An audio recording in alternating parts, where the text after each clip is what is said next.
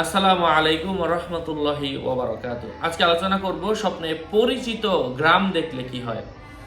আলোচনা বুঝতে সাথেই থাকবেন। যারা এখনো চ্যানেলটি সাবস্ক্রাইব করেননি সাবস্ক্রাইব করতে ভুলবেন না। ভেরিফাই চ্যানেলের ডেসক্রিপশন বক্সে ক্লিক করলে আমার পেজ এবং আইডি আসবে। লিঙ্কে ক্লিক করলে যা আসে তাই, এর বাইরে অন্য কোনো পেজ, আইডি, ইমো, হোয়াটসঅ্যাপ নেই।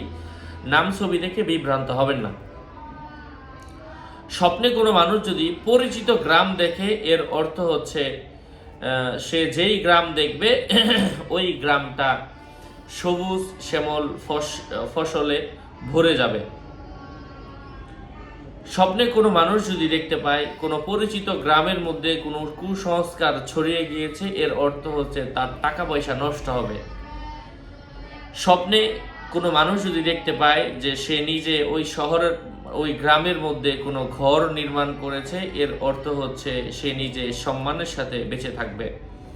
স্বপ্নে কোনো মানুষ যদি পরিচিত গ্রামের কোনো ঘর থেকে কোনো কিছু চুরি হতে দেখে, ওই এলাকার মধ্যে কোনো ধরনের বিশৃঙ্খলা ছড়িয়ে যাবে অথবা কোনো ধরনের মহামারী ছড়িয়ে যাবে। স্বপ্নে পিঁপড়া অথবা সাপের গর্তের মাটি দিয়ে পরিচিত গ্রামের মধ্যে কেউ ঘর বানাতে দেখার অর্থ হচ্ছে স্বপ্নদ্রষ্টা কোনো যুদ্ধ করবে, কারোর সাথে ঝগড়া করবে অথবা হত্যাকাণ্ডে সে জড়িত হবে।